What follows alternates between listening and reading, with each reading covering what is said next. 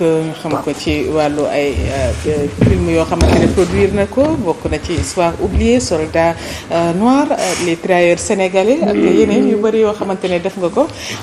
Moussa am na yoo xamante ne xam yaa ngi koy waajal ci wàllu téléfilm mën nañ ko xam ni fàttali tamit ne récompensé woon nañ la festival de Cannes te loolu oui c'est ça bon bu mujj bi mooy documentaire bu ma def Congo mais ça relate même affaire bu ma def noonu ça relate aujourd'hui ce qui se passe donc film boobu man su leen bëggee ma jox leen ko ngeen wane ko fii d'accord waaw parce que bon ça parle un peu de ce qui se passe exactement dafa mel ne dañ ko delloowaat mu ngi mel na nga def film ba pare nga ramb bi ne ko seetaanaat ko moom mooy exactement mooy li xew Congo ak temps yi waaw d'accord pare nga daal ko jox ñu ko ñu waaw su leen bëggee ma jox leen ko donc au fait Seydina man pour ma su ma lay déggu ba sax xol di jóg sax ci loolu dafa man tamit samay xol di jóg nga may ma rek ma parce que il faut nécessairement que tu sais vous savez rupture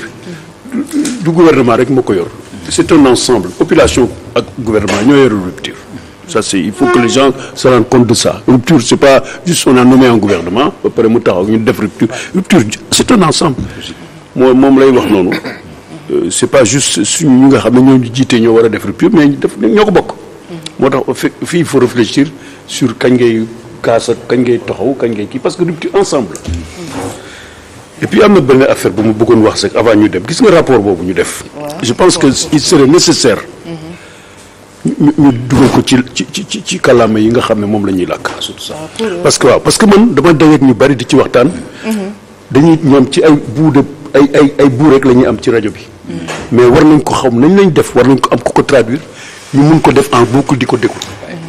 je pense que loolu c'est important pour ñoom bëggoon naa ko daal jàllale loolu c'est important que ñi ñuy jiite ñu xam rapport boobu ñu def ko en wolof wala ak def ko séeréer def ko bambara def ko lépp ci dëkk bi pour mun ci pour nit ñi mun ko dégg parce que ñu bari dañu am ay buur rek alors pour devenir nag si man waaw mooy tey xam nga man dama war a dem Guinée parce que dafa am benn film bu may préparé nii mu ngi tudd les échos de la forêt les échos de la forêt waaw xam nga soo taxee ci booru forêt da ngay dégg ay bruit yu bari xam nga ndax mus nga fanaan ci àll da ngay dégg kay di yéeg da ngay dégg loolu nag loolu lay def c'est un film bu nga xam ne dama koy def foofu Guinée à Bossou dafa xaw a sori nag parce qu'il me faut 2-3 jours pour egg foofu su ma jëlee avion ba egg Conakry donc ce film dafay waxee ci dafa am ñu nga xam ne dañuy yaakaar ne seen àddina ñoom yaakaaruñu sax loolu la ñu gëm que ñoom suñu génnee àddina dañuy soppaliku nekk chimpanzé donc ñoom waa Bossou la benn village bu ñuy wax Bossou bu nekk Guinée ca wetu frontière wu kii donc je vais aller voir cette croyance là moom laa dem seeti xam nga ñun dañu ne ñun ci chimpanzé lañu jógee ba pare à un certain moment chimpanzé aussi presque seen ADN 98% la xaw ma lan moo gën a jege être humain am ay nit yu nga xam ne ñoom nee nañu ci loolu lañ jógee foofu lañ jógee donc c'est ça qui m'intéresse un tout petit peu d'aller voir moo tax ba may dem ñu ne ma tubaab yi dama ba xanaa yow da ngay dem defi planète des singes xam nga ñoom def nañ ci lu bari mooy film yooyu ñu def donc man leen déet damay dem seeti lu nga xam ne dafa am lien yu nga xam ne dafa xaw a bari am nit ci boppam ne man fii laa jógee su ma génnee àddina fii laa te dégg naa dañuy soppaliku bon digal nañ ma ne dinañ soppaliku bon maa ngi dem donc ils m'ont promis cela mais daal gëm-gëm laay dem defi gëm-gëm ça veut dire que c'est un film bu nga xam ne ci gëm-gëm la donc moom mooy suma prochain film bu may préparé nii donc damay dem repérage fan yi après su ma ñëwee ànd ak équipe yi dem defi ko donc c'est ça le prochain film que je vais faire mooy prochain film bi nga war a voilà les échos de la forêt les échos de la forêt foofu ca Guinée waaw léegi nag lu ma ci bëggoon yokk rek mooy fan la ñu toll quoi bon suñu cinéma bi nag xam nga bon. cinéma bi ak culture bi de manière générale. bon xam nga la culture de manière générale c'est que j'ai pas très bien compris. ça veut dire que comme approche la ñu war a def. non xam nga fi mu nekk dañu am bët directeur bët. directeur du xam nga directeur dafa bari. direction dañoo bari ci culture dafa bari léegi nag utal dañu ut benn directeur général de toute la culture mu coordonner loolu nag man xamaguma nag loolu nan lay parce que directeur yu bari ak benn directeur général dafay xaw a doy waar pour mu coordonner ñu direct. mu coordonner secteur je pense que daal. ñi nga xam ne ñoo ñu jiite rek. c'est-à-dire mu remplacer ñi nga xamante ne ñoo fi nekk boo ko mën nañoo citer yu bari ñu ngi fi. dañuy Sorano Grand Théâtre yooyu pour ñu def benn direction générale boo xamante ko da ko ñoom dañuy toog foofu mais mu am ku nekk seen kaw. di coordonner voilà. C'est ce que je n'ai pas très bien compris. C'est lui il va arriver bon ex-aequo la xam nga mi ngi ñëw. mais nommé nañ ko ba pare donc c'est lui qui va coordonner toute la culture. te xam nga culture dafa nekk lu nga xam ne. il faut yow mi nga xam ne yow yaa jiitu il faut nga woo ñi nga xam ne ñoo ci nekk pour waxtaan ak ñoom. c'est pas de nomination ça veut dire que. parce que culture dafa nekk lu nga xam ne du affaire xale rek affaire mag ak xale la. parce que da nga ciy juddoo màgg ci di dem ay xale ñëw topp la nga nekk ci moo tax bon culture dafa nekk lu nga xam ne c'est un peu différent de beaucoup de choses. ça veut dire que mënuloo rek jël ay xale teg leen. culture dafa bari lu mu englobé parce que loo ci gën a nekk gën ci am lenn. muy man par exemple aujourd'hui quand même am naa ci am tuuti vécu ci kii. bu njëkk ñoom Sembène la woon amoon nañ ci vécu ñoom Johnson Traoré ak ñooñu ñun ñoo ci tegu am nañ ci vécu mais ay xale tamit aussi dañuy ñëw donc c'est ça qu'il faudrait quand même que ñi nga xam ne ñoo ñu jiitu ñu xam ko pour mën a ñu woo pour ñu waxtaan ci affaire xale ak mag ci affaire au niveau de la culture et puis dañu nekkoon benn dëkk bu nga xam ne quand même ñun xam nga ñun yàlla daf ñu may bon mooy suñu premier président moo ñu ko may mu may ñu ko ba pare amul lu mu ñuy jox lu dul culture la ñu ko jox. moo tax au Sénégal des hommes culturels que ça soit parce que quand tu parles de culture tu parles de littérature tu parles de tout de la culture. dañu am ay nit yu nga xam ne dañu yàlla daf ñu may ñu façonné leen fii. te culture mënul changer ça veut dire que peut-être dafay évoluer mais mënul changer dafay évoluer rek. gis nga nag mënul changer noonu moo tax. aujourd'hui ñu war a woo nit yi nga xam ne am na ñu waxtaan ak ñoom pour loolu parce que on a perdu la culture sénégalaise na mu meloon ak tey dafa am lu bari lu ci wàññeeku parce que tout simplement dañu fekk Ablaye Wade bu mu egsee xam nga depuis la rupture de kii comment dirais-je ba kii Abdou Diouf demee Ablaye Wade ñëw dañu toog 12 ans ñaari film la ñu def en 12 ans 2 films la ñu def après Macky Sall la ñëw Macky bon man xamoon fan la jëlee 2 milliards yi parce que bon dégg naa ñu ne 2 milliards yi mosuñu ko jot en entier bon dégg naa bon dama ko dégg mais man pour man en tant que cinéaste dañ doon jot 2 milliards tout le temps donc moom xaw ma fu mu wuti xaalis dugal na ci cinéma bi 2 milliards tous les ans aujourd'hui je vous donne un exemple dañu dem Ouagadougou benn film la ñu am de long métrage bu nga xam ne moo fa nekk comme compétition bon on a d'autres choses mais le vrai film qu'on a vraiment qui est en compétition officielle benn film la si ñu doon jot 12 milliards tous les ans non ñu doon jot 2 milliards tous les ans c'est parce que tout simplement am na fenn fu nga xam ne xale yaa ngi kaas nag am na xale yaa ngi wax c'est tout simplement c'est que loolu dafa am fa. dafa tuuti ak budget bi ñu ko alloué benn nit donc di compétir ci kii bi. FESPACO. mais ak ay bon ils disent qu'il y a 23 films qui sont là-bas c'est vrai. Il y a 23 films mais c'est des courts-métrages c'est des documentaires mais l'officiel vraiment pour un pays comme nous on a un seul long-métrage qui est là-bas en compétition officielle c'est ça le problème. ça veut dire que mais kooku ci kii bi la rek ci ni ñu ko defee nuñ am bi nu ñu comment ils ont conçu. xaalis boobu nan lañ ko concevoir ba mun a egg si foofu. donc su ma bëggee wax tey ci affaire culture vraiment. c'est que dama bëggoon ñu xalaat ñun parce que nu ñu defee les assises de la justice. c'est de cette même manière que la ñu war a def une assise tu vois sur la culture. parce que tey dafa éparpillé wu d'une manière bu nga xam ne képp ku jóg rek mën ko taxaw. mooy li ñu doon wax mooy gré à gré boobu soo amee nit bu nga xam ne mu ngi foofu mun la jox xaalis jox la. nga nekk dans la culture c'est simplement cela alors que ça doit être un peu organisé dañ ko war a organiser et organisation bi ça commence par un débat avec les gens avec les gens qui nous parce que dafa mel ne ñoom dafa mel ne xamuñ ci lu bari dafa mel ne xamuñ culture. waaw lu bari parce que bon déjà nous avons un ministre là bu nga xam ne il ressemble un tout peu tout moom mooy ministre de la jeunesse. du sport après mu nekk ministre de la culture. yaa ma dégg ba pare ñu jël benn nit aussi def ko secrétaire d'État mu ne mooy toppatoo cinéma donc tu sais même ñun dans nos cerveaux là. xamuñu fan la ñuy demati xamuñu ndax gauche lañu war a dafa jaxasoo. Je pense que war nañu xoolaat loolu utul ñu ministre de la culture. parce qu'on a tout le temps eu dans ce pays là un vrai ministre de la culture. Bon peut-être nag xam nga dañu am problème de restriction mooy restriction budgétaire bi ñu am. mooy jël benn affaire globaliser ko fay nit ki lu ñu ko waroon fay pour la culture et lu ñu ko waroon fay. je pense pas mais je pense pas que ça soit vraiment comment dirais-je une vraie solution. Je pense pas que la solution elle est pas là. Pape Sané ñu wax culture bi réclamé ministre de la culture à part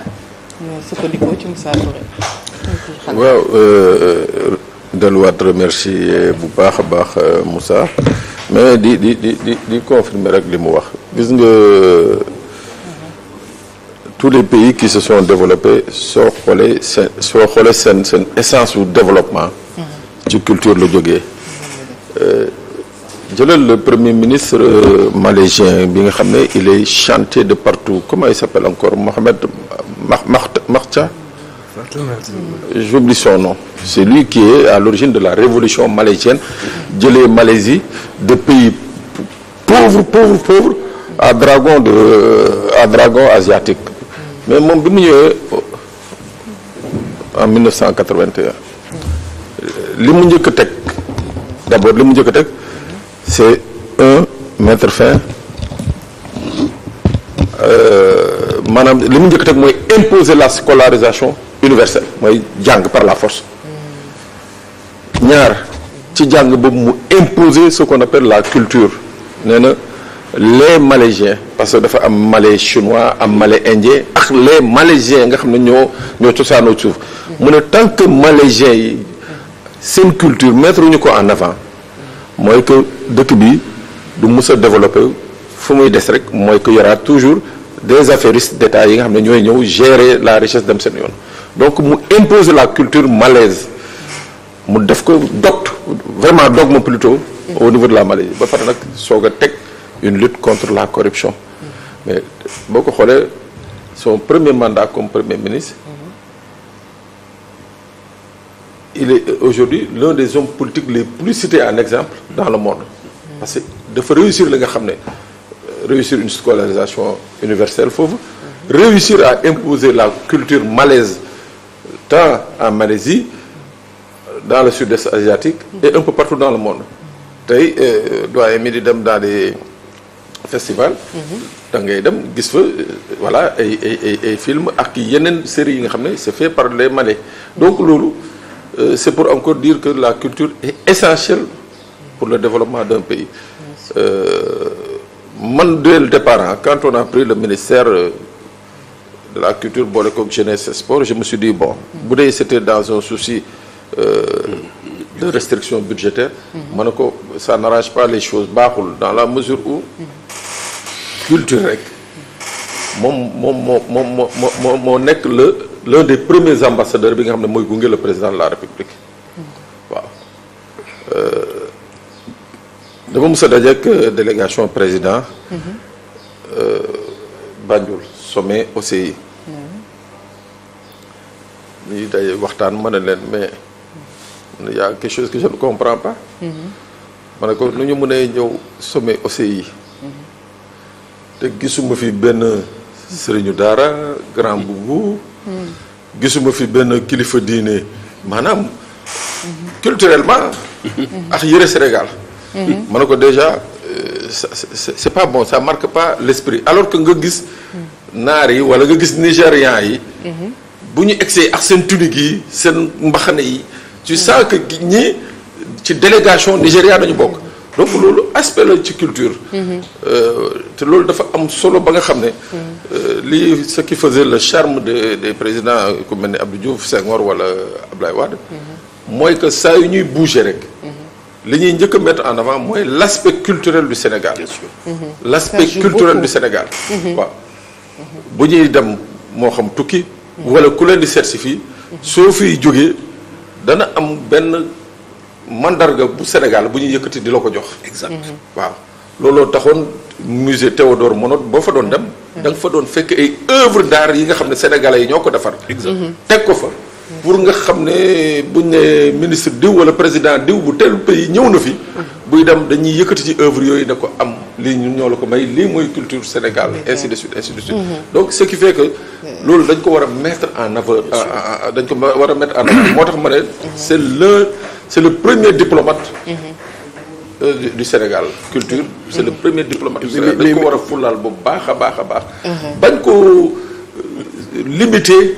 ci fecc way et consort parce que apparemment moi c'est ce que je vois depuis quelques années mooy que culture bi mooy nañu fecc après voilà jeex na quoi non la culture est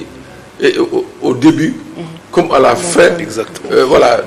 de l'existence d'un homme comme d'un peuple. mais tu sais ma jox la benn exemple. tu sais quand je suis allé à Cannes. na nga xool nag sama photo yi nekk Cannes. donc ce que lu Pape Sané wax loolu mooy. sama accoutrement bu ma waroon def. parce que comme que y avait le monde qui me regardait. donc lu mu mënoon indi mooy ni ma mel. dañu def benn réunion parce que xam nga pour être sur le tapis rouge. dañu exiger que tu sois un nœud papillon. dafa am exigence. man ma nekk en compétition ma ne leen man. dama bëggoon xam man ne su ma fu ma jógee. ñu def réunion pendant 1 heure de temps pour ñu accepter ma sol yére bi ma war a sol. mooy grand bu weex boobu ma sol. moo tax dafay important et puis bon benn affaire moo am ça veut dire que. ce que les États doivent savoir ci cinéma dafa mën a dimbalaate. dafay dimbale pouvoir ma jox la benn exemple. tey su ma décidé woon. rapport bi ñu def ma def ci film. man maa leen di gën a gaaw ñoom fop pour que population bi xam lu ñuy wax. jot ko. comme message bi day dem lu mu wax sànq. ci li mu tënk yëpp. maa ci gën a gaaw pour wax ak kenn. donc ce qu'il faut que ñu comprendre c'est que ñun dañuy dimbale waate. c'est vrai que la culture surtout dans le cinéma dimbale la dañuy dimbale nit. ça veut dire que dafa am lu nga xam ne da nga koy xalaat wala nga bër ko wala ko wax nit ñeeg yooyu man am na façon bu nga xam ne dañ ma ko jàngal muy le langage cinématographique man mun naa jël li ngay wax en 5 minutes wala 10 minutes ma wax ko nit ñi te il te faut par exemple 2-3 mois pour nga waxanteeg ñoom. donc c'est ça qu'il faudrait comprendre ba nga xam ne parti boobu dañ ko war a utal pàcc bu nga xam ne mooy ministre de la culture nga mën a wax ak moom. loolu moo tax effectivement c'est vrai que dafa am détérioration bu nga xam ne dafa am ba nga xam ne dañu yaakaar ne culture fecc ak woy la. woy nag dafa important parce que sooy wax woy fecc. du fecc rek ak woy parce que presque soo xoolee booy dem Blaise Senghor la majeure partie des jeunes de la population parce que xam nga c'est la chose la plus aisée pour nekk ko mooy fecckat. boo fa demee 17 heures yooyu fecckat rek nga fay fekk. mais ça veut pas dire que ci biir fecc boobu amul organisation am na ñu nga xam ne yaay kaa fecc am na ñuy jàng fecc boobu nga xam ne am na xale yi nga xam ne du ñu toog ci dëkk bi. ils sont toujours en tournée parce que dañu dugg ci fecc boobu nga xam ne. mooy sur une vraie culture. Bien sûr. Donc je pense que il est nécessaire aujourd'hui que ñu am ñu nga xam ne dañu jàkk mais xam nga Sénégal. dafa mën de tout le temps dañu mus a am ministre de la culture. ñu xarañ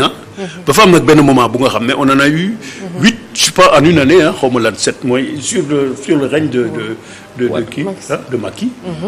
ci fa commencé ci Ablaye Wade. après sur le règne de Macky je pense que man en un certain moment dama ne du ma dem seetati ministre de la culture. parce que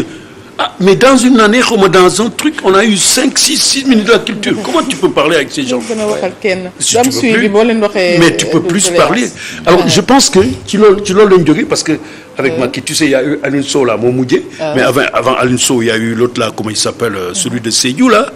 xaw ma Sédhiou Ablaye Diop et puis avant Ablaye Diop on en a eu alors en certain moment à qui tu parles je pense que il y avait un saupoudrage sur le cinéma mais ñi nga xam ne ñoo nekkoon parce que ñun suñu force bu ñu amoon dëgg-dëgg mooy ministre de la culture. léegi ak autorité yu bees yi. nag wax nañ ci wàllu cinéma. non waxuñu ci nag. waxuñu ci man dama yaakaar ne comme que cinéma affaire xaalis la. donc mënuñ ci wax dara parce que xam nga fi mu nekk y a eu quand même kii defe naa amatul lu bari ñàkk nañ quoi lu bari dem na ça veut dire que je pense c'est là nag il faut comprendre mooy li nga doon wax si naa ça veut dire que ñun en tant que cinéaste xam nañ ne lii amoon na fi tey mënu fi amati mais c'est ça qu'il faudrait dialoguer duñu génn nag di génn suñu bagage je pense qu'il faudrait s'unir pour voir comment faire c'est comme je fais moi maa ngi dem defi film le film que je vais faire là c'est un film sénégalais peut-être am na benn Marocain bu ma nekkal. mais si ça va partir de moi pour l'avenir on va pas croiser les bras en disant que amatuñu xaalis dañ koy def il faut trouver les voies et moyens tu vois corporels ou bien mental pour pouvoir am nga indi nga def ay film. mais mënuñu taxaw ne gouvernement il faut nga jox ñu xaalis. amuñu quoi. je suis sûr et certain que mais nag malheureusement waxuñu kenn mais ñun dañuy xalaat rek man dama xalaat ne yoratuñu ko la ñu yoroon yoratuñu ko mais c'est clair je pense que yoratuñu ko mais suñ ko yoratul nag nañu wax ak nit ñi rek parce que organisation mooy loolu mooy booloo uti solution mooy temps bi ñu nekk il faut qu'on se retrouve pour trouver des solutions c'est mon avis sama avis la dañu nekk ci temps boobu mooy suñu gouvernement bi bu lii ñu jiite nii c'est se retrouver pour trouver des solutions d'accord trouver des solutions am na ci yaakaar kon voilà ñu tàggatoo rek Moussa Touré temps bi xoj nañu donc nga xalaat ne peut-être une petite anecdote soo ko permettre waaw allez-y li may wax c'est je me rappelle parce que je suis témoin de ça waaw feu Jacques Chirac su doon ñëw Sénégal parce que à 3 reprises ñëw na Sénégal et gis naa ko su Yandé Codou toogul mu reer ñiy reer Yandé Codou di way du lekk Yandé Codou seen sërëm moom mooy dégg bu baax Awa Sène Jacques Chirac bu Yandé buy toogee di reer quel que soit cadre bi si Yandé Codou n'est pas à côté en train de parce que nee na kaddu yi moom li muy def ci moom c'est-à-dire nee na da koy day mel ni day koy xar c'est vrai que déggul lu muy wax mais nee na da koy xar ça montre que quelque part ce pays est un pays de culture voilà donc war nañu encore dooleel la culture dooleel gën ko dooleel war nañ ko dooleel am na solo en tout cas am na solo di jaajëfal bu baax Demba baal ma rek li ma ci mën a yokk mooy la culture c'est le génie inventif d'un peuple xarañteef askan ci culture am lañ koy xam te Bob Marley aussi daan na ko faral di wax a man without culture is a tree without roots un homme sans culture est un homme sans racine te racine mooy sa cëslaay waaw mooy fi nga mën a taxaw pour mën a tëb wala dara fi ngay dëgër fi lay dëgërloo daal boo ko bàyyee moom wala wax na ko boo wàccee sa ànd boo dem fekk borom toog te wala moom mu toj de waaye fekk borom toog ba nag di la yeeru donc vraiment et puis bopp bët du yenn waaye xam na lu bopp di attan un ministère de la culture de la jeunesse et des sports qui embrasse trop mal être tubaab ko wax am na solo doyen Mademba Ramata di la jaajëfal rek Moussa Touré nga xaar rek ci yeneen jotaay am na ak sa disponibilité merci encore une fois jërëjëf ñu ñëw léegi fes pak bu yaa ngi koy waajal démb lañ ma soog ñu ñëw rek ci rubrique chronique du jour ànd ceeg Mademba Ramata Dia